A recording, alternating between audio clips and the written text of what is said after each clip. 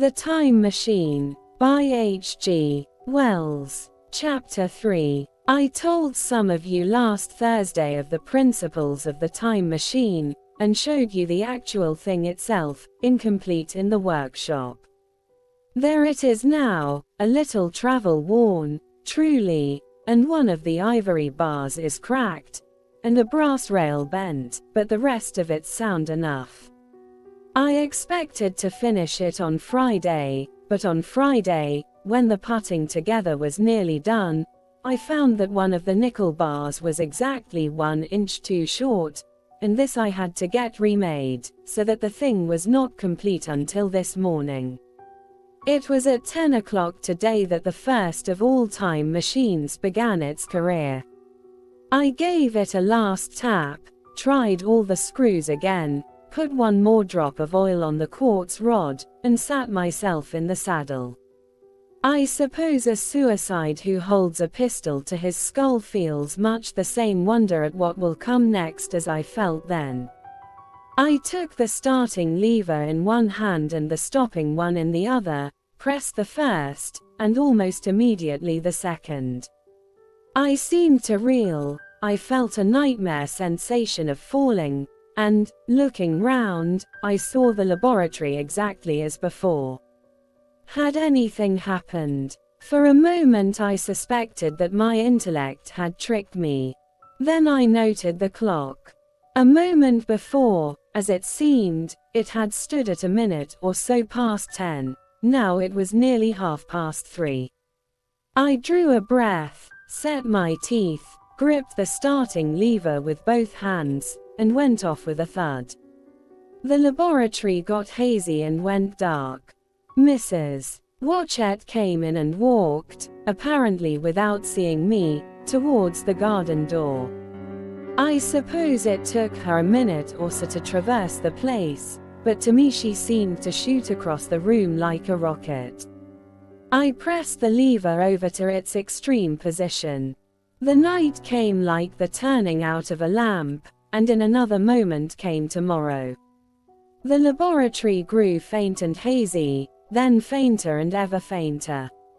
Tomorrow night came black, then day again, night again, day again, faster and faster still. An eddying murmur filled my ears, and a strange, dumb confusedness descended on my mind. I am afraid I cannot convey the peculiar sensations of time traveling. They are excessively unpleasant. There is a feeling exactly like that one has upon a switchback of a helpless headlong motion.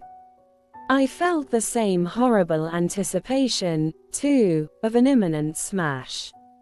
As I put on pace, night followed day like the flapping of a black wing. The dim suggestion of the laboratory seemed presently to fall away from me, and I saw the sun hopping swiftly across the sky, leaping it every minute, and every minute marking a day. I supposed the laboratory had been destroyed and I had come into the open air. I had a dim impression of scaffolding, but I was already going too fast to be conscious of any moving things. The slowest snail that ever crawled dashed by too fast for me. The twinkling succession of darkness and light was excessively painful to the eye. Then, in the intermittent darknesses, I saw the moon spinning swiftly through her quarters from new to full, and had a faint glimpse of the circling stars. Presently, as I went on, still gaining velocity, the palpitation of night and day merged into one continuous grayness. The sky took on a wonderful deepness of blue, a splendid luminous color like that of early twilight. The jerking sun became a streak of fire, a brilliant arch. In space, the moon a fainter fluctuating band, and I could see nothing of the stars, save now and then a brighter circle flickering in the blue. The landscape was misty and vague. I was still on the hillside upon which this house now stands, and the shoulder rose above me gray and dim. I saw trees growing and changing like puffs of vapor, now brown, now green, They grew, spread, shivered, and passed away. I saw huge buildings rise up faint and fair, and pass like dreams. The whole surface of the earth seemed changed, melting and flowing under my eyes. The little hands upon the dials that registered my speed raced round faster and faster.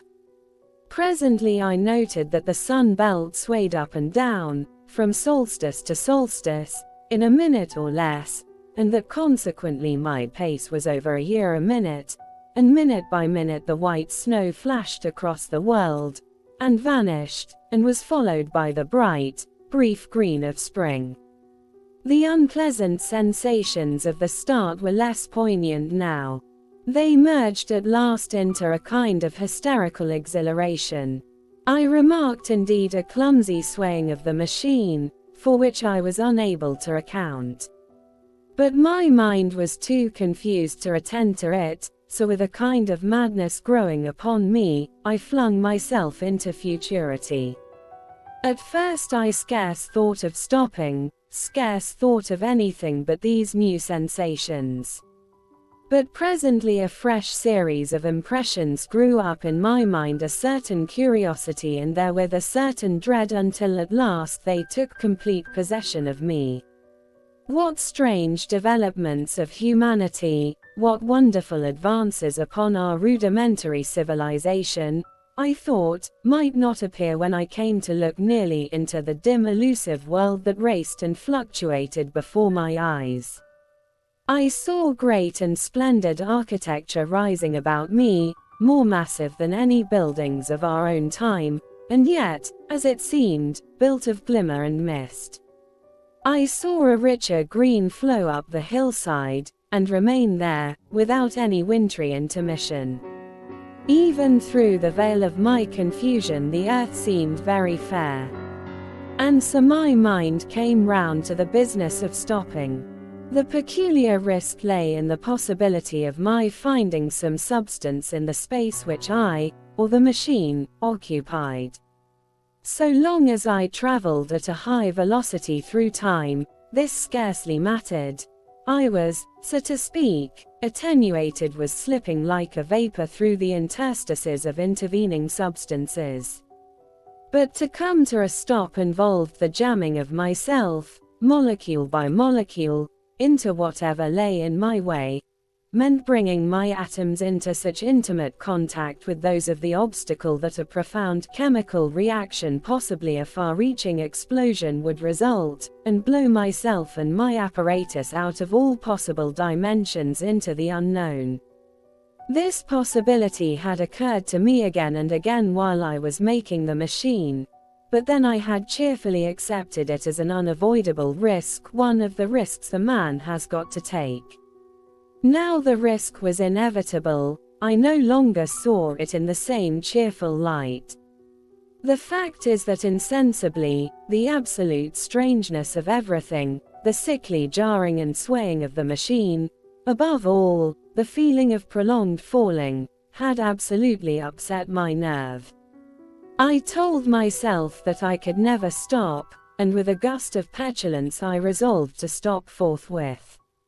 Like an impatient fool, I lugged over the lever, and incontinently the thing went reeling over, and I was flung headlong through the air. There was the sound of a clap of thunder in my ears.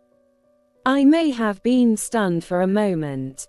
A pitiless hail was hissing round me, and I was sitting on soft turf in front of the overset machine. Everything still seemed grey, but presently I remarked that the confusion in my ears was gone. I looked round me. I was on what seemed to be a little lawn in a garden, surrounded by rhododendron bushes, and I noticed that their mauve and purple blossoms were dropping in a shower under the beating of the hailstones. The rebounding, dancing hail hung in a cloud over the machine, and drove along the ground like smoke. In a moment I was wet to the skin. "Fine hospitality," said I, "to a man who has traveled innumerable years to see you." Presently I thought what a fool I was to get wet. I stood up and looked round me. A colossal figure, carved apparently in some white stone, loomed indistinctly beyond the rhododendrons through the hazy downpour. But all else of the world was invisible. My sensations would be hard to describe. As the columns of hail grew thinner, I saw the white figure more distinctly. It was very large, for a silver birch tree touched its shoulder. It was of white marble, in shape something like a winged sphinx, but the wings, instead of being carried vertically at the sides, were spread so that it seemed to hover. The pedestal, it appeared to me, was of bronze, and was thick with verdigris. It chanced that the face was towards me, the sightless eyes seemed to watch me, there was the faint shadow of a smile on the lips. It was greatly weather-worn, and that imparted an unpleasant suggestion of disease. I stood looking at it for a little space, half a minute, perhaps, or half an hour. It seemed to advance and to recede as the hail drove before it, denser or thinner. At last I tore my eyes from it for a moment and saw that the hail curtain had worn threadbare, and that the sky was lightening with the promise of the sun. I looked up again at the crouching white shape, and the full temerity of my voyage came suddenly upon me. What might appear when that hazy curtain was altogether withdrawn? What might not have happened to men? What if cruelty had grown into a common passion? What if in this interval the race had lost its manliness and had developed into something inhuman, unsympathetic, and overwhelmingly powerful?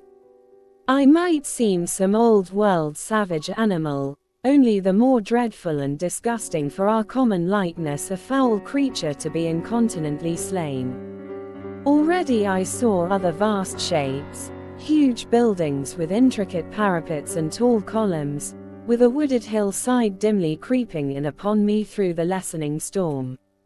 I was seized with a panic fear. I turned frantically to the time machine, and strove hard to readjust it. As I did so, the shafts of the sun smote through the thunderstorm. The grey downpour was swept aside and vanished like the trailing garments of a ghost. Above me, in the intense blue of the summer sky, some faint brown shreds of cloud whirled into nothingness. The great buildings about me stood out clear and distinct, shining with the wet of the thunderstorm, and picked out in white by the unmelted hailstones piled along their courses. I felt naked in a strange world. I felt as perhaps a bird may feel in the clear air, knowing the hawk wings above and will swoop. My fear grew to frenzy. I took a breathing space, set my teeth, and again grappled fiercely, wrist and knee, with the machine. It gave under my desperate onset and turned over. It struck my chin violently. One hand on the saddle, the other on the lever, I stood panting heavily in attitude to mount again. But with this recovery of a prompt retreat my courage recovered. I looked more curiously and less fearfully at this world of the remote future. In a circular opening, high up in the wall of the nearer house, I saw a group of figures clad in rich soft robes.